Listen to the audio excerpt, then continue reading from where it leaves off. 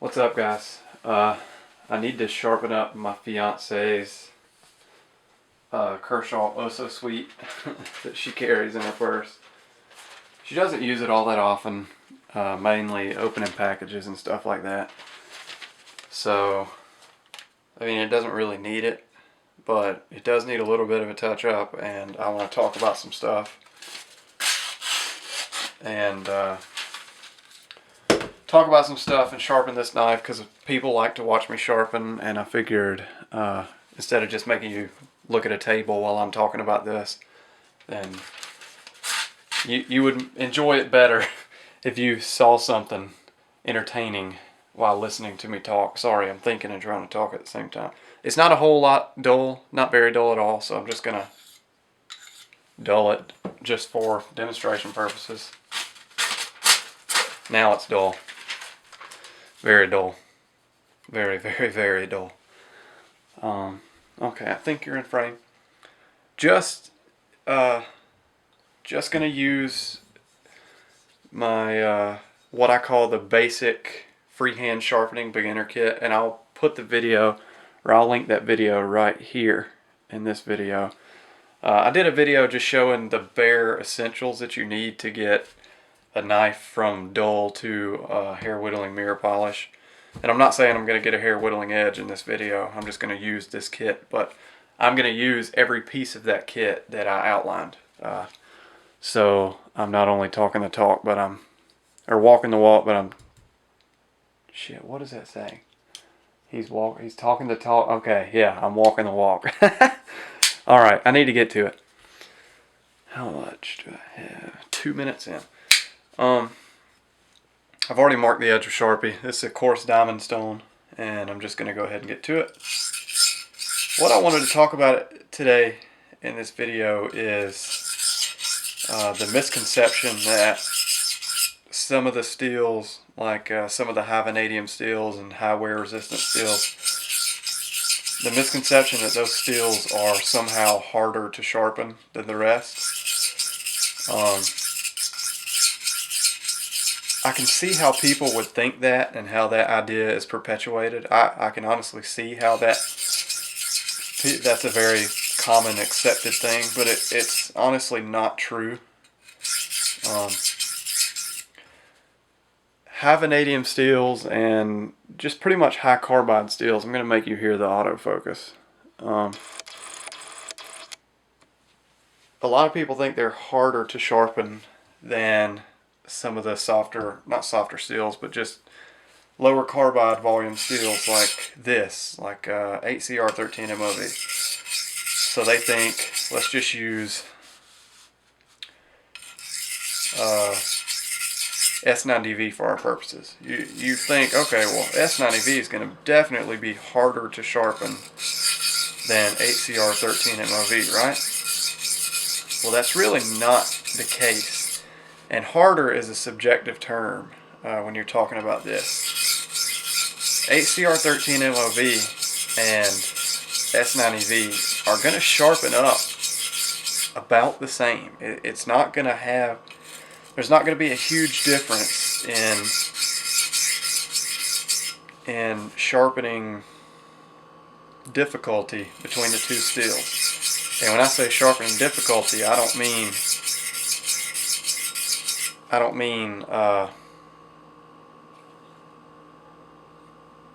the time it takes to sharpen the knife. I'm talking about difficulty of sharpening, like how hard it actually is to sharpen the knife. What does change is the length of time it takes to actually sharpen the knife. You think about if you have all other variables aside, every other variable except the blade steel is the same. So the grind is the same, the edge angle is the same,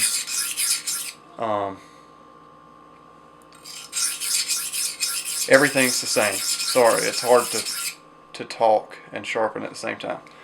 Everything is the exact same, and both of the knives are at the same level of dullness.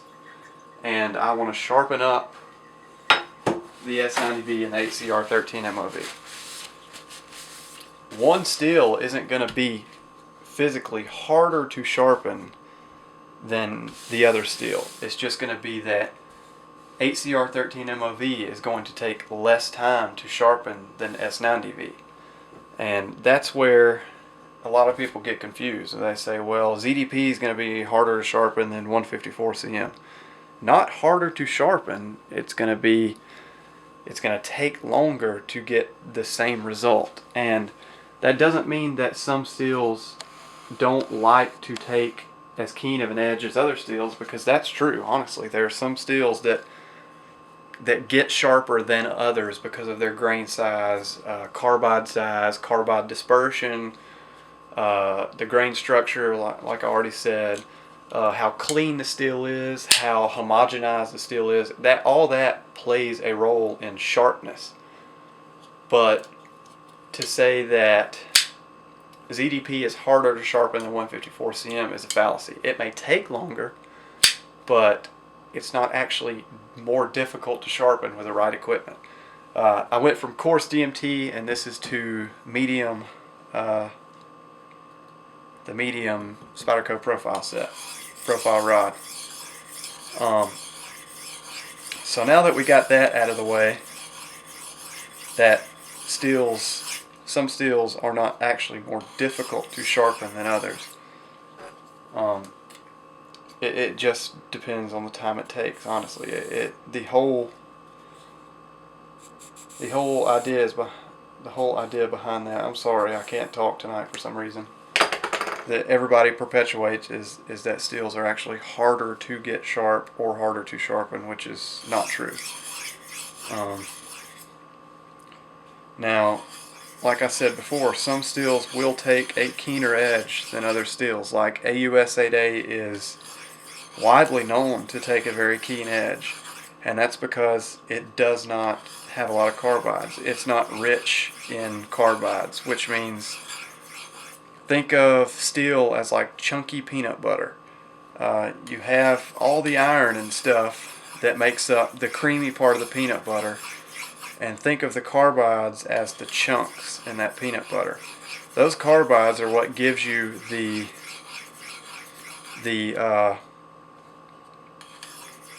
strength in the edge, what gives you the ability to cut things for longer without losing the sharpness.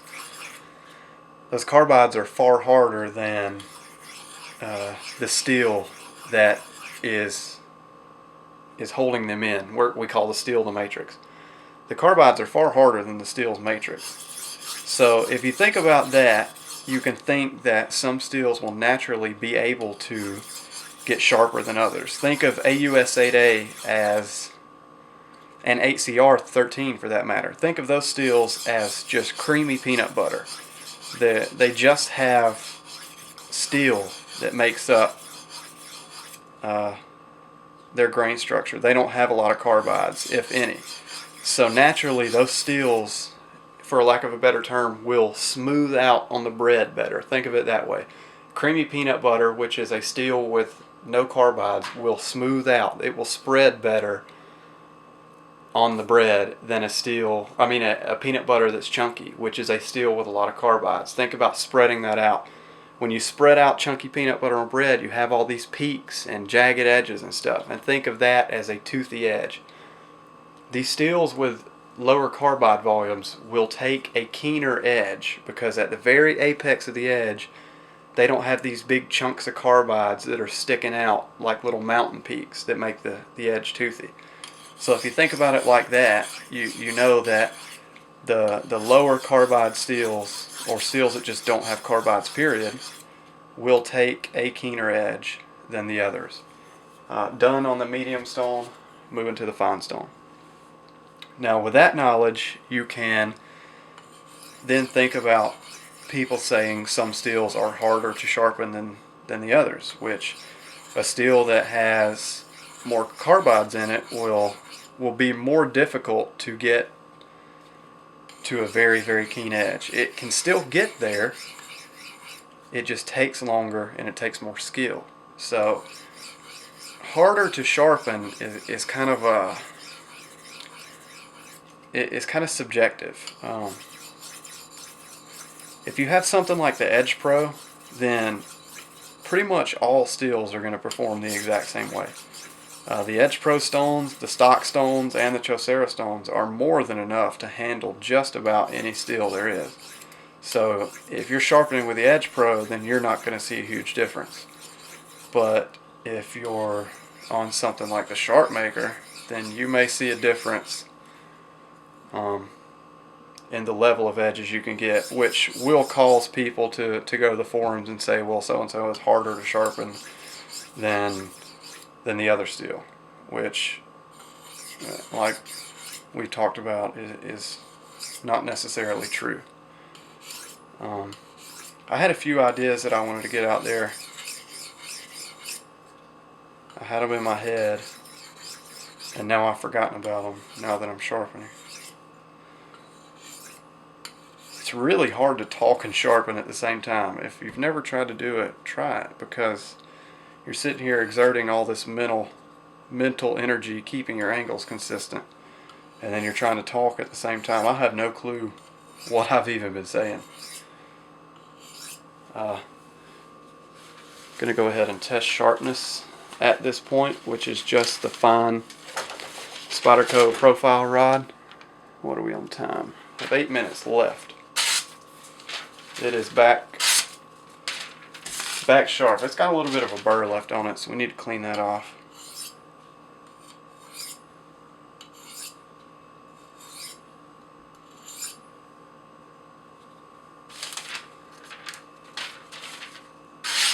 There we go. Ready to move on to the next and last step, which is the ultrafine Spyderco stone, which is my bread and butter, probably my favorite stone. Gonna go ahead and set that up and refocus the camera. So the whole point to this video was to tell you guys to not let some of the jargon, that's not the right word, not to let some of the stuff you hear on the forums keep you from getting a steel that you're going to enjoy. Honestly, if you're looking at it from a pro-con standpoint, there are way more pros to the high vanadium steels than there are cons. People will say, well, I'd rather have, this is the point I wanted to make. People will say, well, I'd rather have a steel that is easy to sharpen in the field. Fuck, I don't mean to do that. Oh, I said a bad word, I'm sorry. I don't want to say the F word ever. For some reason, when I see people cuss, it just makes me think they're less classy for some reason. It's probably my fiance rubbing off on me, but when people cuss just for no reason, it kind of makes me look at them weird. But anyway, people will say, well, I'd rather have a steel that's easier to sharpen in the field than a steel that's going to hold its edge forever and then be difficult to sharpen when it's time to sharpen it up. And what they're talking about sharpening in the field, they're not actually talking about sharpening. They're talking about honing an edge. Sharpening is what I just did, where you completely reset a bevel and take it up through the grits. Honing is where you grab a ceramic rod like this and steel your edge up, which is going to align all the deformities in the edge. That is what most people do when they're talking about sharpening in the field. They're honing an edge, not actually sharpening.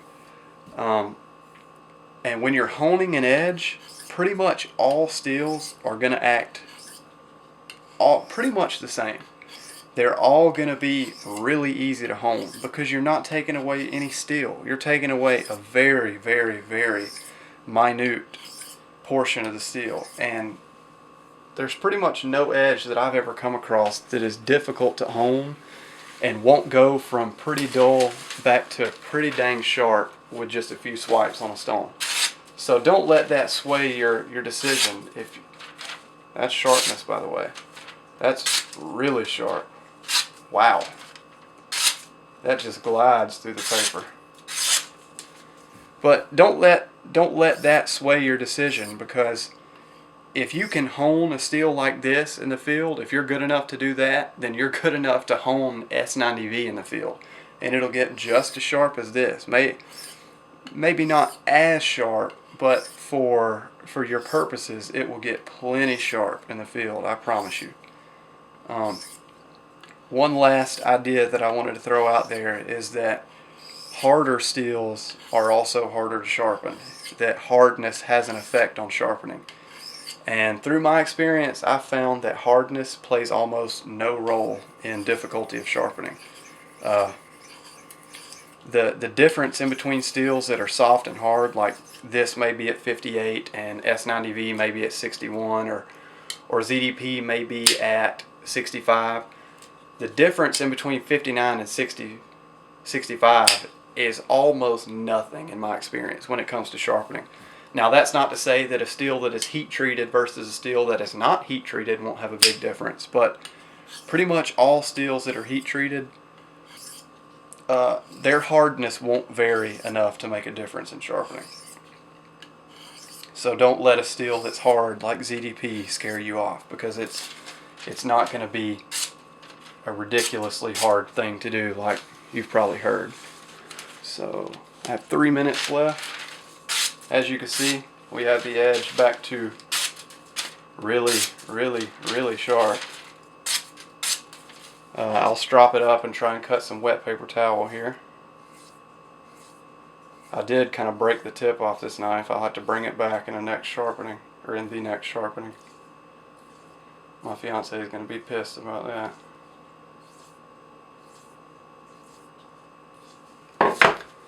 Alright, going to wet some paper towel.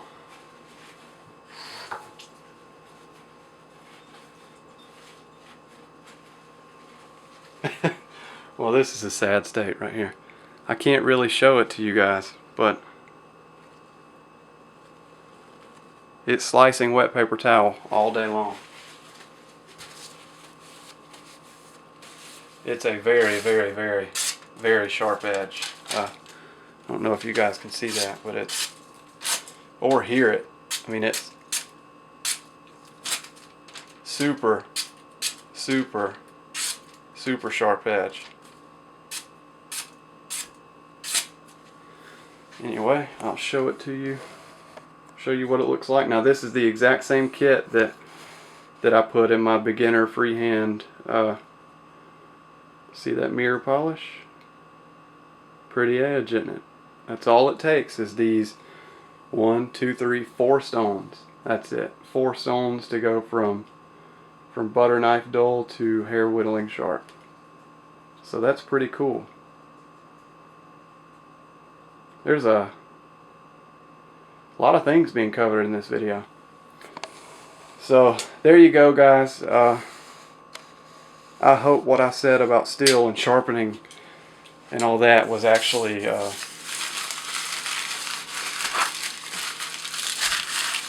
coherent, because I really have no clue what I was saying, but I was having fun doing it. So I'm going to sit here and clean up all this crap that I threw everywhere and get this video uploading. So thanks for watching, guys, and I'm sorry for saying the F word. I don't cuss a lot, but when I do stuff like break a tip off a knife, I will drop the occasional F-bomb, so I apologize.